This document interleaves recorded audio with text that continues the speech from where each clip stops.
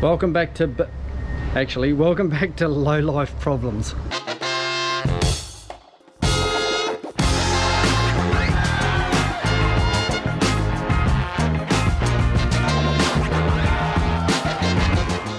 I'm your host, Mark. You may remember me from such videos as we've done this before. Okay, so we're back with the engine mount problem again. We smacked the oil filter off twice, so we fixed that by relocating it, and now we're up to, we've smacked off the, well, we haven't smacked it off, but we bent the crap out of it, the engine mount. It's a bit mangled. If you look at it from that angle, that should be down at this, so it's bent back a fair bit, which compound problems. What that's done, because we moved our diff forward slightly, it's now, and this is now bashed backwards, it's now crushing the tail shaft in between the gearbox and the diff down there. So it's probably chewed up the diff bearing again. Raise it, don't be freaking stupid. Interestingly though, even though it's had a good bash, the boss that we broke off last time and araldited back into place is still there. Hey, Elliot Dollison. We thought it'd last 5 minutes, but there's your proof that araldite is stronger than alloy. So all I got to do now is just slice all the bottom off it, give us a bit of ground clearance. Not bad, man. So that's how much we're going to slice off, and that'll give us 25 mil, so about an inch or so more ground clearance off the bottom, and it won't smack the edge, and away we go. Champion, rip into it, matey. Alrighty, so you see, yeah, Matty's a bit of a dab hand at that sort of. You wonder where dab hand?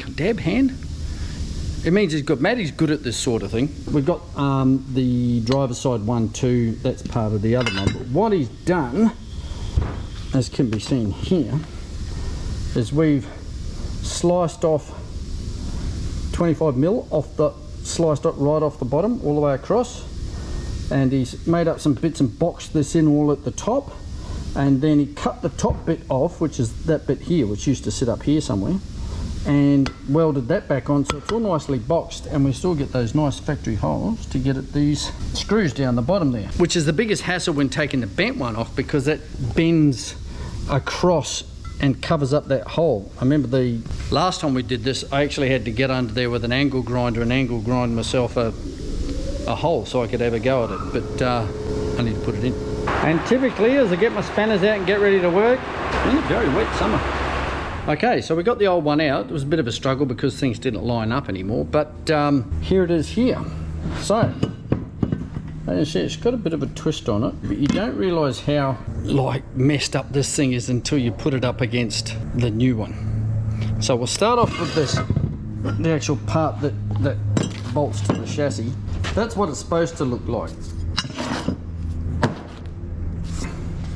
That's what it does look like. And then if you stand them up, you can see how twisted that is. Like a, you know, that's nice and square. That's got some real parallelogram stuff happening.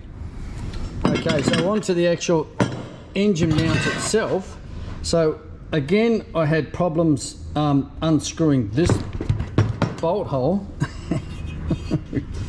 Whacked a bit off there, because as you can see, these holes here are for getting that bolt. But if you look down there, yeah, basically it's way to buggery over there. So I actually had to get a spanner in there because it was just to get it out. So let's just put that up against, that is, yeah. I put the squares up against each other, and that where it was sitting is our engine was sitting at least an inch more rearward. If you get this angle on it here, you can see just how twisted that is. But the good thing is, when you put these up together, you can see how much more clearance we have now, and that's what we kept picking up, this front edge here. Now on the car itself, I don't know whether they had a muffler or something or other going through. That seems to be, maybe that something, you know, one of the, I don't know, had a muffler or a cat or something sitting in here at some stage. But we've just boxed it all up, and as you can see, we've reused the top, just moved it down a little bit. And this time round we're going to change the driver's side one as well, which is a little bit of a hassle because of how the engine sits in this thing. So if you imagine it's at 70 degrees, that is the chassis rail, and there's the engine. That bolts to the side of the engine on the original engine mount, like, you know, because they came out of a Suzuki Swift, I think, where they were sitting like this, and here they're at like 70 degrees. So that's how far over they are. That one sits there like that. So if I'm at the angle of the engine mount, that's basically how it sits. So our engine is sitting at this angle, right under your bum when you're driving. Let's go.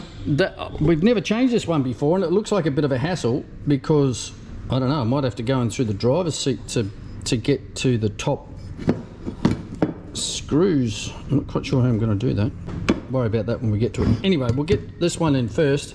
I think we're going to have to sort of jack things forward a bit to get this to actually line up. Low life problems. Anyway, it's a rainy Saturday. What else was I going to do? Watch telly? Boring. Actually, what do I think of it too? There's a couple of places that it has these little things. It's a little like a chunk of metal. There's one here that goes here on the engine mount, and there's another. I found another one. It's on the panhard rod. Yeah, there's another one on there. I presume they're put there to stop little vibrations or something or other. So we'll put it back on. But yeah, hefty little thing. How weird is that? It's just a solid chunk of metal. Actually, a couple of other things while I have the camera in my hand. This is the bolt that came out of it on the right against the bolt that is going, well, the standard one off the new setup, because they sent us all the bolts and everything, which is good. So you see, it's a little bit bent. And also our erudite boss on the block.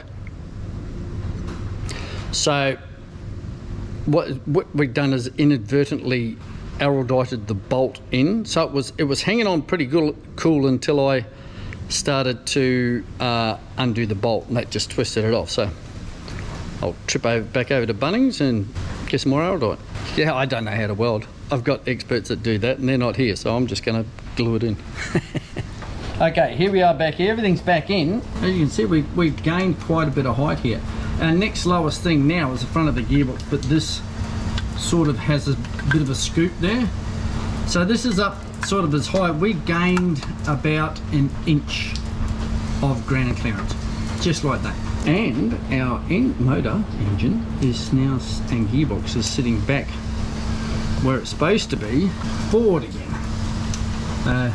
And so it's not, you can actually move the, like there's some movement in the drive shaft, whereas it was just wedged before. What are we going to tackle next? I mean, it is a sports van, not strawberry fields forever. So we need a sporting wheel for it. Thanks for watching, and we'll see you next time on Low Life Capers.